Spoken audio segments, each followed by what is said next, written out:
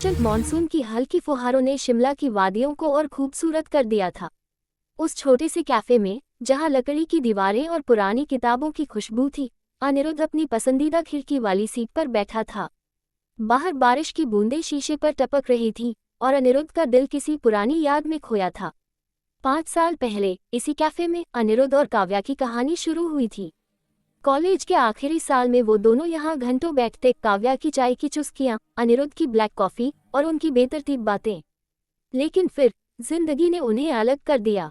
काव्या अपने सपनों के पीछे मुंबई चली गई और अनिरुद्ध शिमला में ही रह गया, अपनी किताबों और अधूरी कहानियों के साथ। आज इतने सालों बाद काव्या ने एक मैसेज भेजा था, शिमला में हूँ। कैफे में मिले। अनिरुद्ध की उंगलियां कांप रही थीं जब उसने जवाब टाइप किया था, वही खिड़की वाली सीट पर। कैफे का दरवाजा खुलता है। काव्या अंदर आती है, नीली जैकेट, गीले बाल और आंखों में एक अनकही बात। काव्या खिड़की की तरफ देखते हुए मुस्कुराकर, अनी तुम तो बिल्कुल नहीं बदले, अभी भी यही सीट, यही कॉफी, बैठ। अनिरुद्ध हल्का हंसते हुए उसकी आंखों से नजरें नहीं हटाते, और तुम, मुंबई ने तुम्हें तो नहीं बदल दिया काव्या। हुए शायद थोड़ा, लेकिन यहाँ आते ही सब वही पुराना सा लगता है। काव्या, ये वही डायरी है ना, जिसमें तुम अपनी कविताएं लिखा करते थे? हाँ, और कुछ चिट्ठियां भी जो कभी पूरी नहीं हुई। किसके लिए? कोई खास? तुम्हारे लिए काव्या, हर अधूरी चिट्ठी तुम्हारे लिए थी।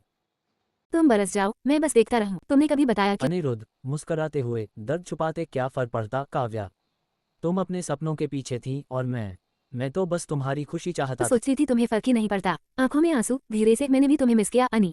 हर बार जब बारिश होती थी, मुझे ये कैफे, ये खिड़की, तुम सब याद आते हुए, ये मेरी चिट्ठी है, मैंने भी लिखी थी, लेकिन कभी हिम्मत नहीं हुई भेजने की। अनिरुद्ध लिफाफा थामते हुए हैरानी से, तुमने मेरे लिए? अनी, लेकिन अब शायद देर हो चुकी है। मैं अगले हफ्ते शादी कर रही हूँ। रोने लगे तुमसे मिलना, जैसे बारिश में भीगने जैसा था, ठंडा मगर सुकून देने वाला। हुए अगर तुम खुश हो काव्या, तो ये चिट्ठी पूरी हो गई। अनिरुद्ध का चेहरा एक पल को ठहर गया। उसने लिफाफा थामे रखा, लेकिन कुछ बोला नहीं। काव्या की आंखों में आंसू थे, मगर वो मुस्कराने की कोशिश कर रही थी। काव्या उठी। उसने अनिरुद्ध का हाथ एक पल को थामा, फिर धीरे से छोड़ दिया। दरवाजा खुला और वो बारिश की गीली सड़कों पर खो गई।